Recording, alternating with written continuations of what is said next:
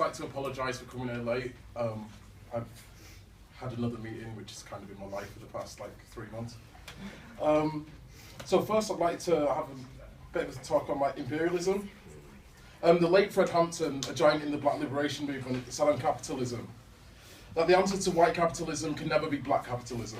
Similarly, I believe the solution for Deej imperialism can never be Assad's Russian, British, Saudi, French or Iranian imperialism, but can only be found in supporting the people of Syria and of Kurdistan to liberate and empower themselves.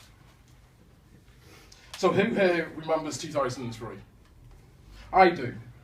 50 Cent was releasing his debut album, venture capitalists were clambering over each other to invest in MySpace, and the British government were rushing to get involved in an ill-thought-out war in the Middle East.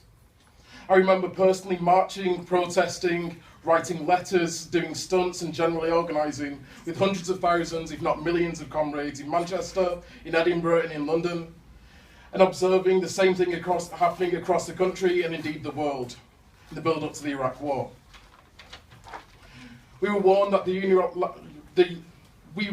unilateral actions would only serve to further destabilise the region, create a nation of displaced people, lead to untold deaths and further malign the reputation of Western powers in the world, already devastated and undermined by imperialist interventions. At the time, we were told we were fear-mongering, that we would be out of Iraq by the end of the year, and generally, shut up. Now, 12 years later, we have launched a bombing campaign with a base in the logic that our bombing started this catastrophe, so goddamn it, our bombing will end it. We're told that the US has been doing this for a year already.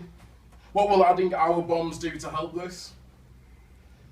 So as the old song goes, we must ask ourselves, which side are we on?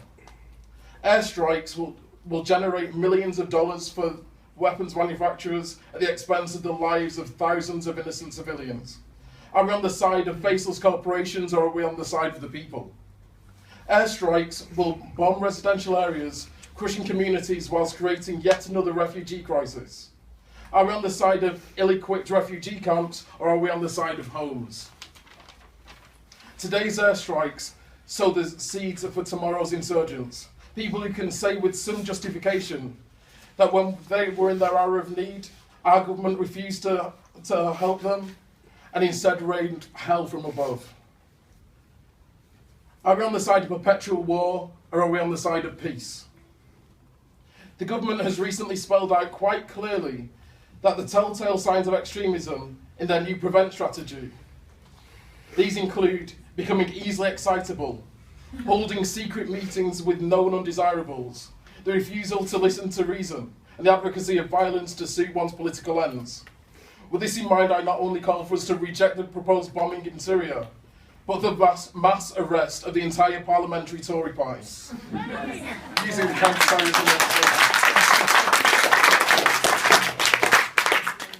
We need to send a message to Westminster that the slaughter of brown Middle Eastern families by British armed forces is too recent to be retro.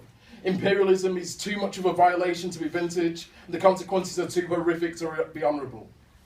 We must support organisations like Rethink Rebuild, a Syrian advocacy group in Manchester made up and led by the Syrian community of Manchester and refugees who have fled the catastrophe in Syria.